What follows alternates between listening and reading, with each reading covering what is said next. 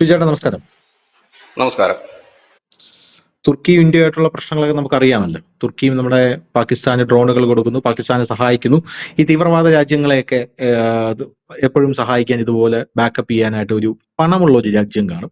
കുറെ നാളത് ഖത്തറായിരുന്നു. പിന്നെ ഈ ഖത്തർ ഉപരോധമൊക്കെ വന്ന ശേഷം ഖത്തർ അടിച്ചൊതുക്കി ഒരു ചാക്കി കെട്ടി GCC രാജ്യങ്ങൾ തന്നെ സൈഡിലാക്കി എന്നാണ് പറയുന്നത്. അതിനുശേഷം ഖത്തറിന്റെ പ്രതിച്ഛായ തിരിച്ചു പിടിക്കാനായിട്ട് ഖത്തർ അവിടെ വേൾഡ് കപ്പ് കൊണ്ടുവന്നു. അങ്ങനെയുള്ള പല കാര്യങ്ങളും ചെയ്ത് ഖത്തർ ഇപ്പോൾ സൈഡായിരിക്കുകയാണ്. എങ്കിലും ഇപ്പോൾ ഇറാൻ അമേരിക്ക പ്രശ്നം വന്നപ്പോൾ ഖത്തറിന് നേരെ ആക്രമണം വന്നിട്ടുണ്ട്. അത് പോട്ടെ. പക്ഷെ ഇപ്പോ ഇന്ത്യയുടെ ശത്രു എന്ന് പറയുന്നത് പാകിസ്ഥാനെക്കാട്ടിലും തുർക്കിയാണ്.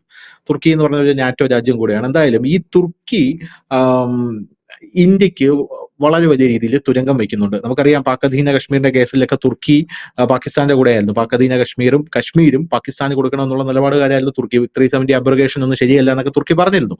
അപ്പോ നമുക്ക് അവസരം കിട്ടുമ്പോഴെല്ലാം നമ്മൾ തുർക്കിക്കിട്ട് തട്ടാറുണ്ട് എന്ന് ഈ തട്ടി തുടങ്ങിയിട്ടുണ്ട് എന്നുള്ളതാണ്. ഇപ്പൊ ഇന്ന് ഞാൻ വായിച്ചൊരു വാർത്ത എന്ന് പറഞ്ഞാൽ ഈ തുർക്കി ഇന്തോനേഷ്യയുമായിട്ട് അവരുടെ ചരിത്രത്തിൽ തന്നെ ഒരു $10 ബില്യൺ ഒരു വമ്പൻ പ്രതിരോധ കരാർ ഉണ്ടാക്കുന്നുണ്ട്. ആ പ്രതിരോധ കരാറ് ഉണ്ടായപ്പോൾ തന്നെ ഇന്തോനേഷ്യ നമ്മുടെ സൗഹൃദ രാജ്യമാണ്. ഇന്തോനേഷ്യക്ക് ഒരു ആപത്ത് വന്നപ്പോൾ നമ്മൾ സഹായിച്ചതാണ്. തുർക്കി നമ്മുടെ ശത്രു രാജ്യമാണ്. രണ്ടും മുസ്ലിം രാജ്യങ്ങളാണ്. അപ്പോ ഇന്തോനേഷ്യക്ക് ഇന്ത്യ ഒന്ന് കണ്ണുരുട്ടിയിട്ടുണ്ട്. കണ്ണുരുട്ടിയതേ ഉള്ളൂ. ഒന്നും ഇതുവരെ സെറ്റ് ആയില്ല. അത് ഏർപ്പെടരുത് എന്നുള്ള രീതിയിലാണ് എന്നാണ് മനസ്സിലാക്കുന്നത്. എന്തായാലും വരുന്ന ദിവസങ്ങളിൽ അറിയാം. പക്ഷേ നമ്മുടെ വാർത്ത അതൊന്നുമില്ല. നമ്മുടെ വാർത്ത ഈ നമ്മുടെ ഈ ഹിന്ദു എന്ന് പറയുന്ന പത്രം, ഇംഗ്ലീഷ് ദേശാഭിമാനി, അവര് കൊടുത്തിരിക്കുന്നത് കുർദിഷ് തീവ്രവാദ സംഘടന എന്നാണ്. പക്ഷെ നമ്മൾ അവരെ കുർദിഷ് പോരാളികൾ എന്ന് വിളിക്കാനാണ് ആഗ്രഹിക്കുന്നത്. BLA എന്ന് പറയുന്നത് Balochistan liberation army. Media one അവരെ തീവ്രവാദികൾ എന്ന് പറയും. നമ്മൾ സ്വാതന്ത്ര്യ സമര സേനാനികൾ അഥവാ പോരാളികൾ നമ്മളവരെ പറയുന്നത്.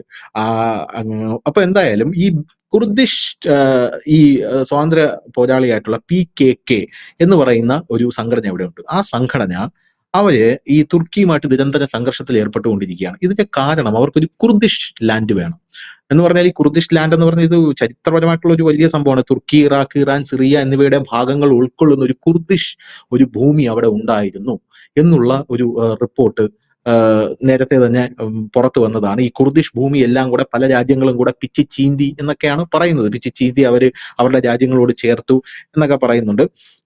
അത് കാലാന്തരത്തിൽ പിരിഞ്ഞുപോയി എന്നൊക്കെയാണ് അവകാശപ്പെടുന്നത്. അപ്പോ ഈ PKKയുടെ നേതാവ് അബ്ദുള്ള ഒക്കലാൻ എന്ന് പറയുന്ന ഈ വ്യക്തിയാണ് ഈ എർദോഗനുമായിട്ട് നിരന്തരം സംഘർഷത്തിലും കലാപത്തിലും ഏർപ്പെട്ടുകൊണ്ടിരുന്നത്. അപ്പൊ പുള്ളിക്കാരൻ അവിടെ ഈ ഇടയ്ക്ക് വെടിനിർത്തൽ പ്രഖ്യാപിച്ചു. ഈ ഇടയ്ക്ക് എന്ന് പറഞ്ഞാൽ മെനങ്ങാന്ന് വെടിനിർത്തൽ പ്രഖ്യാപിച്ചു. വെടിനിർത്തൽ പ്രഖ്യാപിച്ചു കഴിഞ്ഞ ശേഷം പുള്ളി പറഞ്ഞിരിക്കുന്ന ഒരു സ്റ്റേറ്റ്മെന്റ് ആണ് അക്ഷരാർത്ഥത്തിൽ തുർക്കിയെയും, എന്തിന് ഞങ്ങളെന്ന് പറഞ്ഞാൽ നമ്മുടെ ഇന്ത്യയെ പോലും ഞെട്ടിച്ചിരിക്കുന്നത്. അതായത് പല ആൾക്കാരും ഇവിടെ നിന്ന് പറയുന്നുണ്ടല്ലോ, എന്ന് പറഞ്ഞാൽ ഈ മുരുക ഭഗവാന്റെ ഒരു യുഗം അല്ലെങ്കിൽ ഒരു സംഭവം വരുന്നുണ്ട്, ഒരു സെറ്റപ്പ് ഉണ്ടാകുന്നുണ്ട്, ഈ വലിയ ഒരു യുഗം പുനർജനിക്കുന്നുണ്ട് എന്നൊക്കെ പല ആൾക്കാരും പറയുന്നുണ്ട്. ഞാൻ സ്വാഭാവികമായിട്ട് ഇതിനൊക്കെ ടു ബി ഫ്രാങ്ക് എനിക്ക് വലിയ വിശ്വാസമൊന്നും തോന്നിയില്ല. ഇതൊക്കെ എന്തോന്നാണ് ഇതിപ്പോ. നമ്മുടെ ഈ നരേന്ദ്രൻ മകൻ ജയകാന്തൻ വക എന്ന് പറഞ്ഞൊരു സിനിമയിൽ ജനാർദ്ദനൻ ഒരു കോഴിത്തല പൂജിച്ച് മറ്റേ കുഞ്ചാക്കോ ബോബന്റെ കട്ടിലിന്റെ അടിയിൽ വയ്ക്കാനായിട്ട് ശ്രീനിവാസന്റെ കൈ കൊടുക്കുമ്പോൾ ശ്രീനിവാസൻ പറയുന്നുണ്ട്, മനുഷ്യൻ ഇവിടെ ചന്ദ്രനിലോട്ട് റോക്കറ്റ് അയച്ചുകൊണ്ടിരിക്കുന്നതാണ്, ഇയാളൊരു കോഴിത്തലയും മറ്റേ പൂവും എന്നൊക്കെ പറയുന്നുണ്ട്. അപ്പൊ ഞാൻ ഇതൊക്കെ കേൾക്കുമ്പോൾ പുരുകയുഗം, മയില്, മറ്റേ സ്കന്ദന്റെ വേല്, ഇങ്ങനെയൊക്കെയുള്ള ഒരു സെറ്റപ്പിലാണ് ഞാൻ ഇരുന്നത്. അത് ഇവര് പറയുന്നത് ഈ കുർദിഷ് പ്രദേശം എന്ന് പറയുന്നത് യഥാർത്ഥത്തിൽ കാർത്തിക് സ്ഥാനായിരുന്നു. അങ്ങനെ എന്തൊക്കെ ഒരു സെറ്റപ്പിലാണ് ഇവർ പറയുന്നത്. എനിക്കാണെങ്കിൽ ഇത് തീരെ അങ്ങോട്ട് ദഹിക്കുന്നേ ഇല്ലായിരുന്നു. പക്ഷേ ഇന്നത്തെ ഈ വാർത്ത കണ്ടപ്പോൾ ഞാൻ ശരിക്കും ഞെട്ടിപ്പോയിട്ടോ. ഈ കുർദിഷ് അനുകൂല നേതാവ് പറയുന്നത് തുർക്കി, ഇറാഖ്, ഇറാൻ, സിറിയ എന്നിവയുടെ ഭാഗങ്ങൾ ഉൾക്കൊള്ളുന്ന കുർദിഷ് ഭൂമിശാസ്ത്രം ഇന്നത്തെ ഇന്ത്യയുമായി അടുത്ത നാഗരിക ബന്ധമുള്ളതിനാൽ സമാധാന കരാർ, അതായത് ഞങ്ങൾ ഇപ്പോൾ തുർക്കിയുമായി ഏർപ്പെട്ടിരിക്കുന്ന സമാധാന കരാറിനെ പിന്തുണയ്ക്കുന്നതിന് ഇന്ത്യക്ക് വലിയ ഉത്തരവാദിത്തമുണ്ട്. അദ്ദേഹം അതുകൂടാതെ ഒരുപാട് കാര്യങ്ങൾ ഇന്ത്യയെക്കുറിച്ച് ഇങ്ങനെ പറയുന്നുണ്ട് കേട്ടോ. സമാധാനത്തിൽ പരാജിതരല്ല, തുർക്കിയിൽ ജനങ്ങൾ വിജയിച്ചാൽ പശ്ചിമേഷ്യയിലെയും ലോകത്തിലെയും ജനങ്ങൾ വിജയിക്കും. ഈ സാഹചര്യത്തിൽ കുർദുകളും ഇന്ത്യൻ ജനതയും തമ്മിലുള്ള ചരിത്രപരവും സാംസ്കാരികപരവുമായിട്ടുള്ള ബന്ധങ്ങൾ ഓർമ്മിപ്പിക്കേണ്ടതും പ്രധാനമാണ് എന്നൊക്കെ പറഞ്ഞ് ഇൻഡോ യൂറോപ്യൻ ഭാഷ മറ്റത് മറിച്ചെന്ന് പറഞ്ഞാൽ വളരെ ഡീപ്പായിട്ട് അദ്ദേഹം ചരിത്രത്തിലേക്ക് പോകുന്നുണ്ട്. അദ്ദേഹത്തിന്റെ ആ ഒരു ഹിന്ദുവിലുണ്ട് ആ ഒരു വാർത്ത. അത് പ്രേക്ഷകരൊന്നും എടുത്ത് വായിക്കുകയാണെങ്കിൽ കുറച്ച് കാര്യങ്ങളൊക്കെ പിടികിട്ടും. അപ്പോൾ യഥാർത്ഥത്തിൽ എന്താണ് ഈ സംഭവിക്കുന്നത്? തുർക്കിയിൽ ഒരു ഹൈന്ദവ മൂവ്മെന്റ് ഉണ്ടാവുകയാണോ? നമ്മുടെ പ്രാചീന ഹിന്ദുക്കളൊക്കെ സംഘടിക്കുന്നു എന്ന് പറയില്ലേ, ആ സംഭവം ഉണ്ടാവുകയാണോ? അതും തുർക്കി എന്ന് പറഞ്ഞാൽ നമുക്കറിയാം ഖലീഫയുടെ നാടാണ്, ഇസ്ലാമിന്റെ ഖലീഫയുടെ ആ ഖലീഫയെ തൊട്ടു എന്ന് പറഞ്ഞാണ് ഇവിടെയുള്ള ആൾക്കാർ എന്താണ് ബ്രിട്ടീഷുകാർക്കെതിരെ സമരത്തിന്, എങ്കിൽ ഞങ്ങളുണ്ട് സമരത്തിന് എന്ന് പറഞ്ഞ് കുറെ ഇറങ്ങി പുറപ്പെട്ടത്. ആ നാട്ടിൽ ഇങ്ങനെ ഒരു മൂവ്മെന്റ് ഉണ്ടാകുന്ന വളരെ അത്ഭുതമായിരിക്കുന്നു. എന്താണ് ഇതിന്റെ ഡീറ്റെയിൽസും കാര്യങ്ങളൊക്കെ? എനിക്ക് തോന്നുന്നത് ഒരു മാസത്തിന് മുമ്പ് നമ്മൾ രണ്ടുപേരും സമാന വിഷയം ഈ ചാനലിൽ ചർച്ച ചെയ്തതാണ്. പക്ഷെ ഇത്ര പെട്ടെന്ന് ഒരു മാസത്തിന് ശേഷം ഇത് വീണ്ടും ചർച്ച ചെയ്യേണ്ടി വരുമെന്ന് നമ്മൾ കരുതിയില്ല. അങ്ങനെയാണ് ഓരോ സംഭവങ്ങളും. വാർത്തകൾ അനുനിമിഷം മാറി മറിയുകയാണ്. ഇപ്പോൾ ഇവിടുത്തെ ഒരു വാർത്ത കുർദുകളെ കുറിച്ചാണ്. കുർദുകൾ എന്ന് പറഞ്ഞു കഴിഞ്ഞാൽ ഒരു പ്രാചീനമായിട്ടുള്ള ഒരു ഗോത്രവർഗ വിഭാഗമായി. ഇവർക്ക് നമ്മുടെ വേദകാലഘട്ടത്തിലും ഒപ്പം നമ്മുടെ ഹാരപ്പാൻ സംസ്കാരത്തിലുമൊക്കെ വളരെ വിശദമായി തന്നെ ഇവരെ കുറിച്ച് പറയുന്നുണ്ട്. നമ്മൾ ഇവരെ കണക്കൂട്ടുന്നത് ഭ്രാതൃ സമുദായം അല്ലെങ്കിൽ മതം എന്നാണ്. ഭർത്തൃ സമുദായം എന്നുള്ള മതം എന്ന് പറഞ്ഞു കഴിഞ്ഞാൽ നമ്മളുമായി രക്തബന്ധമില്ല, പകരം ആത്മീയ ബന്ധമുണ്ട്. അതായത് ഈ നിലവിൽ ഇവരുടെ അവസ്ഥ എന്ന് പറഞ്ഞാൽ രണ്ടാം ലോക മഹായുദ്ധത്തോടുകൂടി ഇവർ ഛിന്ന ഭിന്നമാകുകയും ഒരു പേർഷ്യയുടെ ഒരു ഇൻവേഷൻ കടന്നു വരുമ്പോഴോടുകൂടി ഇവരുടെ ഈ മല കേന്ദ്രീകരിച്ച് പർവ്വത പ്രദേശങ്ങളിൽ താമസിക്കുന്ന ഒരു വിഭാഗം കൂടിയാണ് ഇവര്. അതിലേക്ക് കടന്നു വന്നപ്പോൾ അത് സുന്നി വിഭാഗം, ഇസ്ലാമിന്റെ സുന്നി വിഭാഗം, അത് ഈ പേർഷ്യൻ ഇൻവേഷനോട് സുന്നി വിഭാഗമായി, പിന്നീട് ഷിയയായി, പിന്നീട് സൂഫിയായി, പിന്നെ യസീദി മതമുണ്ട്. യസീദി മതം ഇപ്പോഴും ഈ ഹിന്ദു മതവുമായി അടുത്ത് നിൽക്കുന്ന വിശ്വാസങ്ങളും ആചാരങ്ങളും ഒക്കെയാണ് അവർക്കുള്ളത്. മറ്റ് ക്രിസ്ത്യൻസ് ഉണ്ട്, അലവികളുണ്ട്, അതുപോലെ തന്നെ ചാൽദിയൻ എന്ന് പറയുന്ന ഒരു വിഭാഗം. അതൊക്കെ ചെറുതാണ്, എല്ലാ വിഭാഗത്തിലും ഉണ്ട് ഇവര്. ലോകത്താകെ 15 കോടി കുർദുകളുണ്ട്. കുർദുകൾ എന്ന് പറഞ്ഞാൽ യസീദിയും കുർദുകളും എല്ലാം ഒരൊറ്റ വിഭാഗം, ആ ഗോത്രത്തിലാണ് കുർദുകൾ എന്ന് പറയുന്നത്. അതിനകത്ത് തന്നെ സബ് ഡിവിഷൻസ് ഒരുപാടുണ്ട്. അപ്പോ അങ്ങനെ 15 കോടി പേരുണ്ട്. അതിൽ ഏറ്റവും കൂടുതൽ ആളുകളുള്ള സ്ഥലം തുർക്കിയ, 2 കോടി. പിന്നെ ഇറാനില് 1.2 കോടി, ഇറാഖിൽ 1 കോടി, യൂറോപ്യൻ കൺട്രീസിലുണ്ട് ഇവര് 10-30 ലക്ഷത്തോളം യൂറോപ്യൻ കൺട്രീസിലുമുണ്ട്. അപ്പൊ ഇവരുടെ സംസ്കാരം നമ്മൾ പരിശോധിച്ചു കഴിഞ്ഞാൽ വളരെ വിശാലമായൊരു സംസ്കാരം എന്ന് മാത്രമല്ല, കലയിലും സിനിമയിലും പാട്ടിലുമൊക്കെ ഇവർക്ക് വലിയ പ്രാഗൽഭ്യവും ഇല്ലെങ്കിൽ വലിയ കഴിവുകളും ഒക്കെ ഉള്ള ആളുകൾ തന്നെയാണ് ഇവര്. അവരുടെ സിനിമകളും മറ്റുമൊക്കെ ഉണ്ട് അനവധി. ഇവര് പുനർജന്മത്തെ വിശ്വസിക്കുന്നുണ്ട്, അതുപോലെ തന്നെ ഈ പ്രകൃതിയെ ആരാധിക്കുന്നുണ്ട്, പ്രത്യേകിച്ച് അഗ്നിയെ ആരാധിക്കുന്നു. ഇവർക്ക് സംസ്കൃതത്തിലും പ്രാവീണ്യമുണ്ട്, അത് ഇയാൾ പറയുന്നുണ്ട്. ഉണ്ട്. അതാ ഞാൻ പറഞ്ഞത്, വേദകാലഘട്ടവുമായി ഇവർക്ക് ബന്ധമുണ്ട് എന്ന് പറയുമ്പോൾ എല്ലാം ഇൻക്ലൂഡഡ് ആണ്. അപ്പൊ ഇവരുടെ സംബന്ധിച്ച് പറഞ്ഞു കഴിഞ്ഞാല് ഇവര് ഈ പുനർജന്മത്തിൽ വിശ്വസിക്കുന്നുണ്ട്, പ്രകൃതിയെ ആരാധിക്കുന്നുണ്ട്, അഗ്നിയെ ആരാധിക്കുന്നുണ്ട്, അതുപോലെ തന്നെ ഇവർക്ക് ഗ്രന്ഥമുണ്ട്, മതഗ്രന്ഥമുണ്ട്. ഇവരുടെ പ്രാർത്ഥനകൾ ഇവരൊരിക്കലും പുറത്തു പറയാറില്ല, രഹസ്യമാണ്. ഒപ്പം തന്നെ അത് ഹിന്ദുമതത്തിന്റെയും അത്തരം രീതികളുണ്ടല്ലോ അതിനകത്ത്. ഇനി മറ്റൊന്ന് അതിനകത്തുള്ളത്, ഇവരുടെ പ്രധാനപ്പെട്ട ഒന്നൊന്ന് പീക്കോക്ക് ഏഞ്ചൽ എന്ന് പറയുന്ന ഒരു ആരാധനാ മൂർത്തിയാണ് ഇവർക്കുള്ള പീക്കോക്ക് ഏഞ്ചൽ. അതായത് മുരുക ഭഗവാന്റെ അത് കാർത്തികേയനുമായി ബന്ധപ്പെടുന്ന ഒന്നാണ് ഈ മയിൽ എന്ന് പറയുന്നത്. അതുകൊണ്ട് അതിന് അവർക്ക് ഒരു വലിയ മയൂരപ്രകാരം എന്ന് പറഞ്ഞിട്ട് അവർക്കൊരു ആരാധന സമ്പ്രദായവും വിശ്വാസവും അതിനാണ്. അതാണ് ഇപ്പോഴീ സമീപകാലത്തൊക്കെ വലുതായിട്ട് വരുന്ന ഈ മുരുകയുഗം ആരംഭിച്ചു എന്ന് പറയുന്ന അവരുടെ ഒരു ഇത്. അത് മാത്രവുമല്ല, ഇന്ത്യയിലെ ഹൈന്ദവ സന്യാസിമാർ അനവധി തവണ ഇവരുടെ പ്രാർത്ഥനാ ഇടങ്ങളും ഇല്ലെങ്കിൽ അവരുടെ യോഗങ്ങളിലുമൊക്കെ സന്ദർശിച്ച അനവധി ചിത്രങ്ങൾ ഇപ്പോഴും ഗൂഗിളിൽ പരതാങ്ങി നമുക്ക് കിട്ടും. അനവധി ചിത്രങ്ങളും മറ്റുമുണ്ട്. അപ്പം നമ്മുടെ ഹിന്ദുമതവുമായി അടുത്ത ബന്ധം പുലർത്തുന്ന ഒരു വിഭാഗമാണ് ഇവർ. മാത്രമല്ല, അഫ്ഗാനിസ്ഥാനിലുണ്ട്. അങ്ങനെ നമ്മൾ ഈ അഖണ്ഡ ഭാരതം എന്ന് പറഞ്ഞാൽ വെറുതെ പറയുന്നതല്ലല്ലോ. കാരണം ഇന്ത്യ ഇന്ന് കാണുന്ന ആ ഒരു പടമല്ലല്ലോ ഇന്ത്യ. ഒരു അഖണ്ഡ ഭാരതമാണ്. അങ്ങനെ വളരെ വിശാലമായി കിടക്കുന്ന ഒരു ഇടമാണ്. നേപ്പാളിൽ പോകുമ്പോഴും നമുക്ക് പല കാര്യങ്ങളും നമ്മുടെ കേരളവുമായിട്ട് അതിന് ബന്ധമുള്ളതായിട്ട് നമുക്ക് തോന്നും. അങ്ങനെ പലയിടത്തും അങ്ങനെയുണ്ട്. അങ്ങനെ ഈ കുർദുകൾക്ക് ഈ രണ്ടാം ലോക മഹായുദ്ധത്തോടു കൂടി ഇവര് ഛിന്ന ഭിന്നമാകുന്നു. അതിനുശേഷം ഇവർക്ക് ഈ രണ്ടാം ലോക മഹായുദ്ധത്തിന് ശേഷം ഇവർക്ക് ഈ യൂറോപ്യൻ രാജ്യങ്ങൾ മുൻകൈ എടുത്തുകൊണ്ട് ഇവർക്കൊരു രാജ്യം കൊടുക്കണം.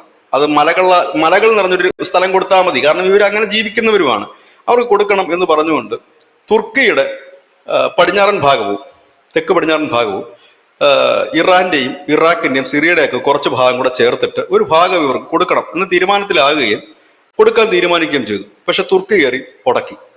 അത് കഴിഞ്ഞിട്ട് തുർക്കി പറഞ്ഞത് ഇവർക്ക് ഞങ്ങൾ ചില പരിഗണനകൾ നൽകാം എന്ന് പറഞ്ഞു. ഇവരെ നമ്മുടെ രാജ്യത്ത് തന്നെ ഉള്ളവരാണ്, തുർക്കി തന്നെ ഉള്ളവരാണ്, ചില പരിഗണനകൾ നൽകാം എന്ന് പറഞ്ഞു. പക്ഷെ പരിഗണനയും കൊടുത്തില്ല എന്ന് മാത്രമല്ല, പിന്നീട് ഇവരുടെ ഭാഷ നിരോധിച്ചു, ഇവരുടെ പേര് നിരോധിച്ചു, പാട്ട് നിരോധിച്ചു, സിനിമ നിരോധിച്ചു, പതാക നിരോധിച്ചു. ഇവരെല്ലാം നിരോധിക്കാൻ തുടങ്ങിക്കഴിഞ്ഞപ്പോഴാണ് ഇവര് ഈ കുർദിഷ് വർക്കേഴ്സ് പാർട്ടി എന്ന് പറഞ്ഞൊരു രാഷ്ട്രീയ പാർട്ടിയുമായി രംഗത്തെത്തി. അതെ. 3-4 പാർട്ടികളുണ്ട് ഇവർക്ക്. അങ്ങനെ എത്തി അത് മുൻപോട്ട് പോകുന്നു. ഇവരുടെ ആവശ്യം ഇവർക്ക് മനസ്സിലായി. കാരണം ഇനി ഒരു രാജ്യം കിട്ടുക എന്നുള്ളത് വലിയ പ്രയാസമാണ്. അപ്പൊ അതുകൊണ്ട് നമുക്ക് ഒരു പ്രവിശ്യ, ഇപ്പൊ ഇറാഖിൽ ഇവരുടെ സ്വയം ഭരണാധികാരമുള്ള പ്രവിശ്യകളുണ്ട്. ഇറാഖിൽ കുർദുകളുടെ മാത്രം പ്രവിശ്യകളുണ്ട്. അതിന് പ്രത്യേക പരിഗണന അമേരിക്ക അടക്കം നൽകുന്നുമുണ്ട്. അപ്പോ അതുപോലെ ഞങ്ങൾക്ക് ഈ തുർക്കിയിലും ഞങ്ങൾക്ക് ഇവർക്ക് റേഡിയോ ഒക്കെ ഉണ്ട്, റേഡിയോ സ്റ്റേഷനും ഒക്കെ ഉണ്ടായിരുന്നു. അപ്പൊ ഞങ്ങൾക്ക് അവിടെ ഒരു പ്രത്യേക ഒരു രാജ്യം, ഒരു പരമാധികാരമുള്ള പ്രദേശം തന്നാൽ മതി, രാജ്യം വേണമെന്നില്ല. നിങ്ങളുടെ രാജ്യത്ത് ഞങ്ങൾ ഒരു പരമാധികാരം, ഞങ്ങളുടേതായ ഒരു ഭരണം നടക്കുന്ന ഒരിടം നിങ്ങൾ ഭരിച്ചോ, നിങ്ങൾ ഈ രാജ്യം തന്നെ നോക്കി, കുഴപ്പമൊന്നുമില്ല എന്ന് പറഞ്ഞൊരു ഡിമാൻഡ് മുമ്പോട്ട് വെച്ചു. പക്ഷെ അതും തുർക്കി അംഗീകരിച്ചില്ല. എന്ന് മാത്രമല്ല, അതിനിഷ്ഠൂരമായി ഇവരുടെ സ്ത്രീകളെയും മറ്റുമൊക്കെ കൊല്ലുകയും ഒക്കെ ചെയ്യുന്ന ഒരു ക്രൂരമായ നടപടികളിലേക്കാണ് അവിടുത്തെ ഭരണകൂടം പോയി. ഇതോടുകൂടിയാണ് ഇവർ സായുധ കലാപത്തിലേക്ക് നീങ്ങി. സ്ത്രീകളുടെ തന്നെ വലിയ ബറ്റാലിയൻ ഉണ്ട് ഇവർക്ക്, ആയുധം ഇന്ത്യ ബറ്റാലിയൻ, സ്ത്രീ പോരാളികളുണ്ട് ഇവർക്ക് ഒരുപാട്. അങ്ങനെ രക്തരൂഷിതമായ കലാപമാണ് എല്ലാ കാലത്തും തുർക്കി നടന്നുകൊണ്ടിരുന്നത്. തുർക്കിയിൽ ഇപ്പോൾ കുർദിഷുകളുടെ ഒരു അറ്റാക്ക് മാത്രമല്ല ഉള്ളത്, വിവിധ ഭീകര സംഘടനകളും അവിടെ പണി നടത്തുന്നുണ്ട്. അങ്ങനെ എല്ലാം കൊണ്ടും യൂറോപ്പിന്റെ രോഗി എന്നാണ് തുർക്കിയെ കുറിച്ച് അറിയപ്പെടുന്നത്. അപ്പൊ അതേ രീതിയിൽ തന്നെയാണ് ഈ തുർക്കി മുമ്പോട്ട് പോകുന്നതും. ഈ ഒരു സാഹചര്യത്തിലാണ് ഈ കുർദുകൾ ഇപ്പോൾ ഒരു വെടിനിർത്തലിലേക്ക് പോകുന്നത്. ഈ വെടിനിർത്തലിലേക്ക് പോകുമ്പോൾ ചില ഡിമാൻഡുകൾ അവർ വെച്ചിട്ടുണ്ട്. അതിനകത്ത് അവർ ഒന്നാമത് വെച്ചിരിക്കുന്ന ഡിമാൻഡ് തന്നെ ഇതാണ്: ഞങ്ങൾക്ക് നിങ്ങൾ ഒരു ഓട്ടോണമസ് പവർ തരൂ, ഞങ്ങൾക്ക് ഒരു സ്വയം. ഇപ്പൊ നമ്മുടെ രാജ്യത്ത് ഈ വടക്കിഴക്ക് സംസ്ഥാനങ്ങളിൽ ഗോത്രവർഗ വിഭാഗത്തിന് വേണ്ടിയിട്ട് അവരുടെ കൗൺസിലുണ്ട്, ഗോത്രവർഗ കൗൺസിൽസ് ഉണ്ട്. ആ കൗൺസിൽ എന്ന് പറഞ്ഞു കഴിഞ്ഞാൽ അത് അവർക്ക് മാത്രമുള്ള ഒരു കൗൺസിലാണ്. അത് അവരെ മത്സരിക്കുന്നത് അവരാണ്. അവർ ജയിച്ച് അവരുടെ ഇടയിൽ നടത്തേണ്ട പൈസ കൊടുക്കുന്നില്ല സർക്കാരാണ്. അവിടുത്തെ ബാക്കിയുള്ള കാര്യങ്ങൾ, അതായത് പോലീസ്, സെക്യൂരിറ്റി, ഇതെല്ലാം സർക്കാർ തന്നെയാണ്. കോടതി എല്ലാം നമ്മൾ തന്നെയാണ്. പകരം അവരുടെ കാര്യങ്ങൾ അവരാണ് ഇത്. ഇപ്പൊ കുടിവെള്ളത്തിന്റെ ആണെങ്കിലും മറ്റു, കാരണം അവർക്ക് നമ്മളിൽ നിന്നും വ്യത്യസ്തമായ രീതികളാണ്, അവരുടെ ജീവിത രീതികളാണ്. അപ്പൊ നമ്മുടെ ഇതിന്റെ ഒരു കാര്യവുമായി അത് മുമ്പോട്ട് പോകില്ല അടിസ്ഥാനപരമായിട്ട്. പ്രത്യേകിച്ച് ഈ വീടുകളുടെ നിർമ്മാണമായാലും ഇല്ല മറ്റു കാര്യങ്ങൾ. അപ്പൊ അവരുടെ അടിസ്ഥാനത്തിന് പ്രാധാന്യം നൽകിക്കൊണ്ട് മുമ്പോട്ട് പോകുന്നുണ്ട്. അത് എനിക്ക് തോന്നുന്നു നരേന്ദ്രമോദി സർക്കാർ വന്നതിന് ശേഷമാണ് ഈ നിർജീവമായി കിടന്നിരുന്ന ഓട്ടോണമസ് ഹിൽസ് കമ്മിറ്റികളെല്ലാം പുനരാരംഭിച്ചതൊക്കെ. നമ്മള് ദിപ്രാമോത്തോ എന്നൊരു ഒരാളെ ഒരു ധനുഷ്യ കേട്ടിട്ടുണ്ടാവും. നമ്മുടെ ത്രിപുര തെരഞ്ഞെടുപ്പിൽ BJP ഇത്തവണ സഹായിച്ച ഒരു ഗോത്രവർഗ രാജാവാണ് മോദ പാർട്ടി. അവരുടെ ഡിമാൻഡ് ഇതായിരുന്നു: ഞങ്ങൾക്കൊരു സ്വന്തമായിട്ട്, കാരണം ഇവർക്ക് അവകാശമുള്ള ഇന്ത്യൻ ഭരണഘടന തന്നെ പറയുന്നതാണ്. കാരണം അവർക്ക് നമ്മുടെ രാജ്യത്ത് ഏറ്റവും കൂടുതൽ പവറുള്ള വിഭാഗം ഏതെന്ന് വെച്ചാൽ ഗോത്രവർഗ വിഭാഗമാണ്. ഇവര് മലമുകളിൽ താമസിക്കുന്ന ഗോത്രവർഗ വിഭാഗം കൂടിയാണ്. അങ്ങനെയാണ് അതുപോലെ തന്നെ തുർക്കിയിൽ ഇതേ കണക്കൊരു ഒരു സ്ഥലം ഞങ്ങൾക്ക് വേണമെന്നാണ് പറഞ്ഞുകൊണ്ടിരുന്നത്. ഇപ്പോൾ അവര് വെടിനിർത്തി. കഴിഞ്ഞ ദിവസം വലിയ വാർത്തയായിരുന്നു. അവിടുത്തെ ഈ വനിതാ പോരാളികളെല്ലാം അവരുടെ ആയുധം വെച്ച് ആയുധം കൊടുത്തിട്ടില്ല. അവര് പറഞ്ഞു ഞങ്ങളിപ്പോ തൽക്കാലത്തേക്ക് ഇല്ല എന്നാണ് അവരുടെ ഡിമാൻഡ്. ഇതൊക്കെയാണ് അവരുടെ ഡിമാൻഡ്. അപ്പൊ ഇത് ഹിന്ദു മതവുമായി ബന്ധപ്പെട്ട് കിടക്കുന്നു. ഈ സമീപകാലത്തൊക്കെ ഈ പറയുന്ന നേരത്തെ സൂചിപ്പിച്ച പോലെ ഈ മുരുക യുഗത്തിന്റെ അവർ വലിയ സ്ട്രോങ് ഒരു കമ്മിറ്റിയൊക്കെയാണ്. ലോകത്തിന് വിവിധ രാജ്യങ്ങളുണ്ട്. അവർ ഈ അടുത്ത സമയത്ത് പഴനിയിൽ ഒരു ഇന്റർനാഷണൽ സമ്മേളനവും മറ്റും കൂടി. ഇപ്പോൾ അതിനോട് DMK അനുകൂലമായി വരുന്നു. അപ്പോ ഇയാള് സ്റ്റാലിൻ ഇവിടെ പഴനിയിൽ ഒരു വലിയ ഒരു മുരുക സനാതന സമ്മേളനം നടത്തിയിരുന്നു, ഈ മുരുകനെ ഫ്രണ്ടിൽ വെച്ചുകൊണ്ട് നടത്തിയിരുന്നു. അതുപോലെ ഇവർ കുറെ യാഗങ്ങൾ നടത്തിയിരുന്നു. ഇപ്പൊ ഒരു യാഗം നടത്താൻ പോകുന്നു. കേരളത്തിൽ പോലും ഭയങ്കര അക്സെപ്റ്റൻസ് ആണ്. കാരണം ഇവർ പറയുന്ന കാര്യങ്ങൾ ഏകദേശം ലോജിക് ഉണ്ട് എന്നുള്ളതാണ് അതിനകത്ത് കൂടുതൽ പേര് ആകർഷിക്കാൻ കാരണം.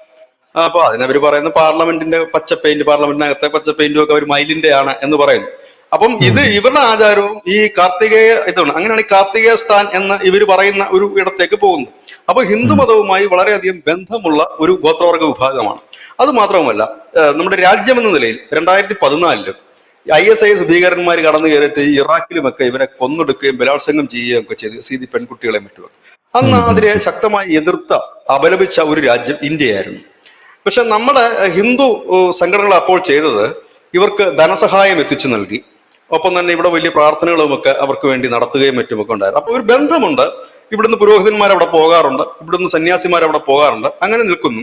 പിന്നെ അവരൊരു സാധാരണ ജനമല്ല, പോരാട്ടത്തിന്റെ ജനമാണ്. ഒരു പോരാടുന്ന ഒരു പോരാളികൾ തന്നെയാണ് അവരെല്ലാ കാലത്തും അവർ ജീവിക്കാൻ വേണ്ടി പോരാടിയിട്ടുണ്ട്. അതിപ്പം ഇറാഖിലായാലും ഇറാനിൽ അവർക്ക് പിന്നെ അത്ര വലിയ ശല്യങ്ങളൊന്നും അനുഭവിക്കേണ്ടി വരുന്നില്ല. ഇറാഖിൽ മറ്റേ ISIS വന്നതിന് ശേഷമാണ് അവരെ കൊന്നൊടുക്കാൻ തീരുമാനമൊക്കെ. അവരുടെ ISISന്റെ കണ്ണിൽ ഇവർ കാഫറുകളാണ്, കൊന്നെടുക്കാനുള്ള തീരുമാനമൊക്കെ വരുന്നത്. അങ്ങനെ എല്ലായിടത്തും ഉണ്ട് ഈ കുർദുകൾ. അപ്പം സ്വാഭാവികമായി ഏറ്റവും കൂടുതൽ ഉള്ള തുർക്കി 2 കോടി എന്ന് പറയുമ്പോൾ ചെറിയൊരു സംഖ്യയല്ലത്. അപ്പം അതിന് എങ്ങനെയെങ്കിലും സോറി, ഞാൻ ആദ്യം 15 കോടി എന്നാണ് പറഞ്ഞതെന്നാണ് എനിക്ക് തോന്നുന്നത്. 15 കോടിയില്ല, 3.5 കോടി ജനമാണ്, 3.5 കോടി ടോട്ടൽ. അപ്പൊ നമ്മുടെ കേരളത്തിലുള്ള ജനസംഖ്യയുടെ അത്രയും തന്നെ അവരും വരുന്നുണ്ട് ഈ ലോകത്ത്. അപ്പോൾ അത് ചെറിയ ജനസംഖ്യ അല്ലത്. ഈ കുർദുകള് ഒരു തരത്തിൽ പറഞ്ഞാൽ ഈ ഒരു ഇസ്രായേലി ജനതയുടെ രീതിയിലാണ് ഇവരിപ്പോ ജീവിക്കുന്നത്. കാരണം എല്ലാവർക്കും ചേർന്നൊരു സ്ഥലം വേണം, ഞങ്ങൾക്കൊരു നാട് വേണമെന്ന് ഇവരുടെ ഉള്ളിന്റെ ഉള്ളിൽ ഇവർക്ക് ഭയങ്കര ആഗ്രഹമുണ്ട്. ഒപ്പം തന്നെ ഇവര് ഇതിന്റെ ഈ ഒരു ഗോത്രത്തിന്റെ പുറത്തുനിന്ന് ആരെയും വിവാഹം കഴിക്കാൻ തയ്യാറല്ല. ഏതാണ്ട് എനിക്ക് തോന്നുന്നത് ഈ നമ്മളുടെ ഒരു അടിവേരുകൾ അന്വേഷിച്ച് പോകുമ്പോഴത്തേനും നമ്മൾ ഈ പറയുന്ന ഈ ഒരു രീതിയിലേക്ക് അത് നീങ്ങുകയാണ്. അതായത് ഹിന്ദുവുമായിട്ട്, ഇപ്പൊ ഹിന്ദുവിന്റെ ഇതിൽ നിന്ന് മാറിയിട്ടുള്ളതാണ് ജൈനമതമുണ്ട്, സിഖ് മതമുണ്ട്, നേപ്പാളുണ്ട്, അതുപോലെ തന്നെ ഈ ഇന്തോനേഷ്യയിലുള്ള ബാലികൾ എന്ന് പറയുന്നത് ഹിന്ദുമതത്തിൽപ്പെടുന്നവരാണ്. അങ്ങനെ ലോകത്തെമ്പാടും ഈ ഹിന്ദുമതത്തിന്റെ ആദിമ രൂപങ്ങളുണ്ട്. അതിൽ നിന്ന് വ്യത്യസ്തമായിട്ട് ഈ ഹിന്ദുമതം എന്ന് പറയുന്നത് ഒരു ഏകീകരിച്ചിട്ടുള്ള ഒരു സിസ്റ്റം അല്ലല്ലോ. വിവിധ ആചാരങ്ങൾ, വിവിധ രീതികൾ, വിവിധ പ്രാർത്ഥനാ രീതികളൊക്കെ ഉള്ള ഒരു വലിയ സമൂഹമാണ് ഹിന്ദു സമൂഹം എന്ന് പറയുന്നത്. അപ്പൊ ആ സമൂഹം ബാലിയിലുണ്ട്, ബാലികൾ എന്ന് പറയുന്നത് അവരെയാണ്. ഒപ്പം തന്നെ സിഖുകാര്, ഇന്തോനേഷ്യയിലൊക്കെ ഉള്ളതാണ് ഈ മാലികളുടെ കാര്യം പറയുന്നത്. അതുപോലെ തന്നെ നേപ്പാൾ എന്ന് പറഞ്ഞിട്ടൊരു വിഭാഗമുണ്ട്. അങ്ങനെ അനവധി ഗോത്രവർഗ വിഭാഗമുണ്ട്. അതിനകത്തൊന്നാണ് യസീദികളും കുർദുകളും മറ്റുമൊക്കെ. അപ്പൊ അവരെ പിന്തുണയ്ക്കണം എന്ന് അവർ പറയുന്നത്, അവർക്ക് വേണ്ടത് ഇപ്പോ എനിക്ക് തോന്നുന്നത് അവരുടെ ഒരു ശബ്ദം UN അടക്കം ഉയർത്തിക്കൊണ്ട് ഇന്ത്യ വരണം. കാരണം എനിക്ക് തോന്നുന്നത് പറയാനൊരു കാരണം, നമ്മൾ കുറച്ചു നാൾക്ക് മുമ്പ് ഈ ബലൂചിസ്ഥാൻ വിഷയം ഐക്യരാഷ്ട്രസഭയിൽ നമ്മൾ ഉന്നയിച്ചിരുന്നു.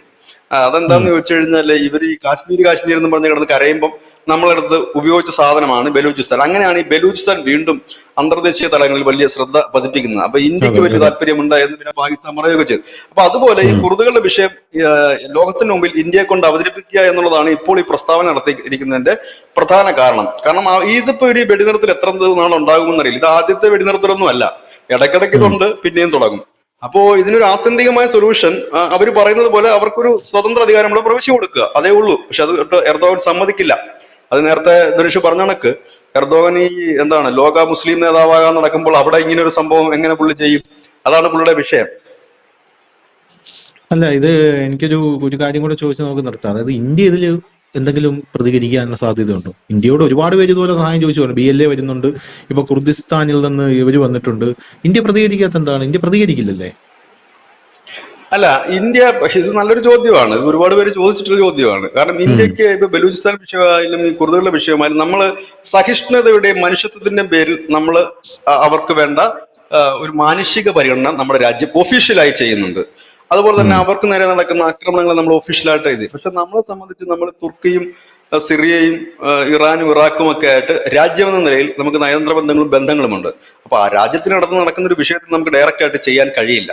പക്ഷെ കാലങ്ങളായിട്ട്, പുതിയതായിട്ടല്ല, കാലങ്ങളായിട്ട് ഈ രാജ്യത്തെ ഹൈന്ദവ സംഘടനകൾ, വലുതുമായ അനവധി ഹൈന്ദവ സംഘടനകൾ ഇവരുടെ പരിപാടികൾക്കൊക്കെ പങ്കെടുക്കുകയും ഇവർക്ക് വേണ്ട ധനം സമ്പാദിച്ച് ശേഖരണം നടത്തിയിട്ട് ഇവർക്ക് നൽകുകയും ഒക്കെ ചെയ്യുന്നുണ്ട്. ഇപ്പൊ ഏറ്റവും ഒടുവിൽ കണക്ഷൻസ് വന്നിരിക്കുന്നത് ഇപ്പൊ ഞാൻ നേരത്തെ പറഞ്ഞ ഈ മുരുകയുഗം എന്ന് പറയുന്ന ആ ഒരു സംഘടനയാണ്. അത് ഇന്റർനാഷണൽ സംഘടനയാണ്. അപ്പം അവര് അതുമായിട്ട് ഇപ്പൊ കണക്ട് ചെയ്ത് മുമ്പോട്ട് പോകുന്നുണ്ട്. അപ്പൊ ഇവരിപ്പോഴും ഉയർത്തിയിരിക്കുന്ന ആവശ്യം എന്ന് പറഞ്ഞാൽ ഇന്ത്യക്ക് അതിൽ ഡയറക്റ്റ് ആയിട്ട് ഒന്നും ചെയ്യാൻ കഴിയില്ല. അതിന് ഇന്ത്യക്ക് ചെയ്യാൻ കഴിയില്ല. പകരം ഇന്ത്യക്ക് ചെയ്യാൻ കഴിയുന്ന ഒരു കാര്യമുണ്ട്. ഇവരുടെ വിഷയം ഐക്യരാഷ്ട്രസഭയിലടക്കം ഇന്റർനാഷണൽ വേദികളിൽ ഇന്ത്യക്ക് ഉയർത്താൻ കഴിയും. അങ്ങനെ ഇന്ത്യ ആ വിഷയം ഉയർത്താമെങ്കിൽ ഇന്റർനാഷണൽ അറ്റൻഷൻ ഇതിന് കിട്ടും. ഇന്റർനാഷണൽ അറ്റൻഷൻ കിട്ടിക്കഴിഞ്ഞാൽ പഴയ കഥ, അധികം പഴക്കമൊന്നും ഇല്ലല്ലോ, രണ്ടാം ലോക മഹായുദ്ധം കഴിഞ്ഞിട്ട് വലിയ ചരിത്രമൊന്നും നമ്മൾ അന്വേഷിച്ച് പോകണ്ട.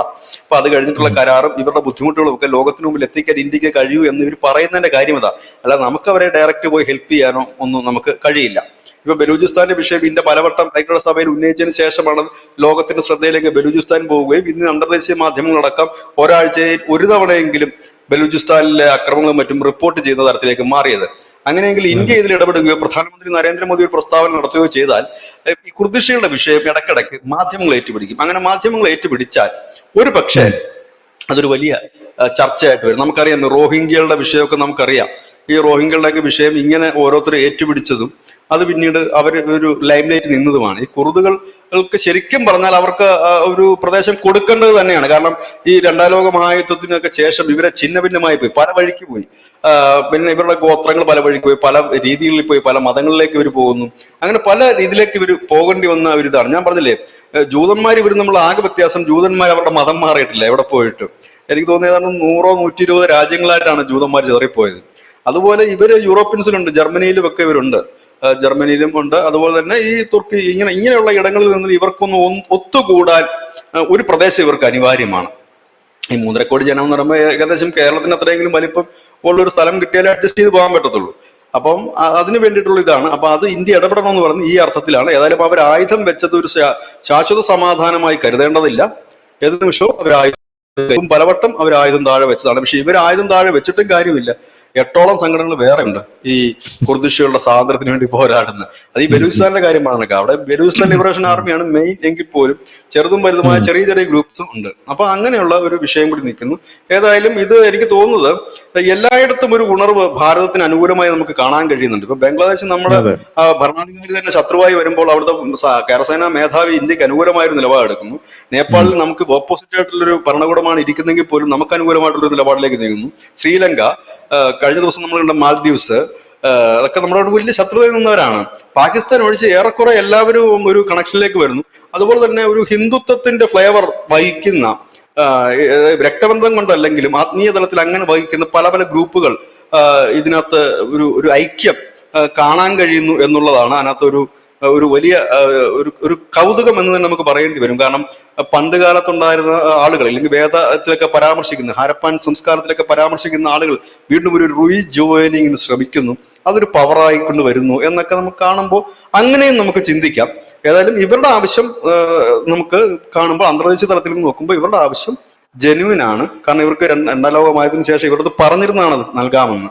കാരണം ഇവർക്ക് അത് വിട്ടിട്ട് പോയിട്ട് വേറെ കാര്യങ്ങളില്ല. അപ്പൊ അതുകൊണ്ട് നൽകാമെന്ന് പറഞ്ഞിരുന്ന സ്ഥലമാണ്. ഏതായാലും നമുക്ക് കാത്തിരുന്ന് കാണാം എന്താണ് എന്നുള്ളത്. ഇന്ത്യക്ക് എന്തായാലും ഡയറക്റ്റ് ഒന്നും ചെയ്യാൻ കഴിയില്ല.